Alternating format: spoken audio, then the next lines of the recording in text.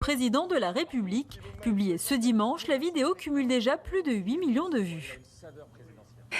Et pour réagir à cette vidéo, Frédéric Fougera, expert en communication, est avec nous. Bonsoir Frédéric. Bonsoir Mathilde. Alors nous avions déjà évoqué en février dernier, je me souviens, ce fameux pari lancé par Emmanuel Macron à ces deux youtubeurs. Et bien ce soir nous allons débriefer cette fameuse vidéo qui a été tournée à l'Élysée. C'est évidemment un coup de com' réussi, incontestablement pour le président. Alors déjà c'est un coup de com' réussi parce qu'on en parle. Pour qu'un coup de com' ait un intérêt, il faut qu'on puisse en parler. Et c'est effectivement un coup de communication réussi pour le président. Je dirais même réussi pour les trois. Pour le président de la République qui bénéficie finalement de la popularité des deux youtubeurs et de leur capital sympathie auprès des jeunes. Et puis c'est aussi le pari qu'il a lancé qui finalement arrive à son terme. Et puis c'est aussi un coup de com' réussi pour les deux youtubeurs parce que eux ils augmentent leur visibilité, donc leur valeur sociale en bénéficiant de retombées médiatiques et même commerciales directes.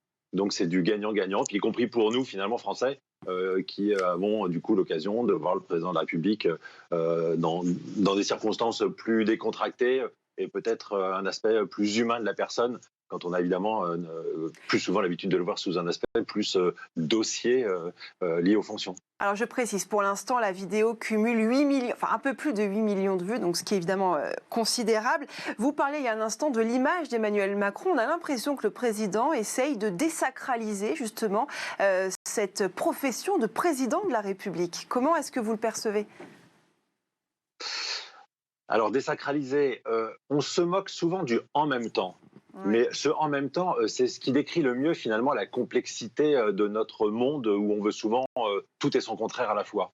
Alors on souhaite être représenté par des élus accessibles, mais quand ils sont accessibles, on trouve qu'ils manquent de hauteur. À l'inverse, quand ils prennent de la hauteur, on leur reproche de ne pas être suffisamment accessibles. Alors la fonction présidentielle, elle est solennelle, mais elle est aussi humaine.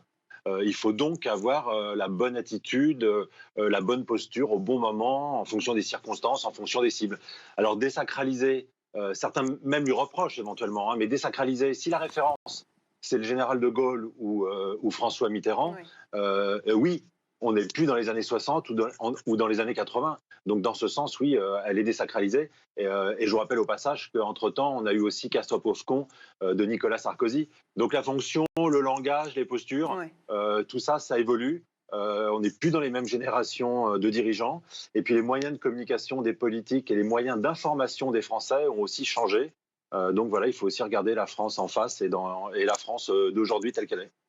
La communication devient quasiment indispensable à ce niveau de la fonction qu'est président de la République. Est-ce que c'est forcément une bonne chose ? Parce qu'il y a beaucoup de commentateurs qui se désolent de ce genre de vidéos, effectivement, qui sort sur YouTube, où on voit le président, voilà, vous l'avez dit, dans des postures peu habituelles.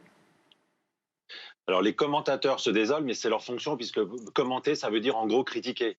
Un commentateur qui va venir expliquer que tout ce qui est fait est formidable, il ne sera pas réinvité sur un plateau une fois suivante. Donc oui, les commentateurs se désolent et critiquent, ce sont des critiques professionnelles, si on peut dire. La communication, elle n'a jamais été aussi indispensable finalement aujourd'hui au pouvoir politique. Elle a toujours été nécessaire, mais elle n'a jamais été à ce point indispensable. La communication politique aujourd'hui, c'est devenu autant conviction que séduction. Donc ça ne suffit plus d'essayer de faire passer des idées, il faut aussi faire passer une personnalité. Et tout ça, ça se travaille, et la communication a un rôle essentiel dans ce travail. Peut-être que ce dont souffrent certains politiques aujourd'hui, c'est le trop de communication. Et le trop de communication ou une mauvaise communication, trop de communication pour marquer l'absence d'idées ou trop de communication pour finalement faire un voile devant les idées. Ça c'est particulièrement négatif. Mais quand on est en responsabilité et qu'on essaye de s'adresser à toutes les couches de la population, à tous les genres, à toutes les personnes, à toutes les strates, la communication, oui, elle a un rôle indispensable, probablement de plus en plus, mais ce n'est pas un sujet. Le sujet, c'est quand on en fait un mauvais usage. Là, il en fait un usage, il n'est ni bon ni mauvais, il en fait l'usage qu'il doit se faire pour essayer de toucher notamment les plus jeunes. Merci beaucoup pour ce décryptage, Frédéric Fougera. Merci d'avoir été avec nous. On va marquer une pause. Restez avec nous, on revient après la pub. À tout de suite.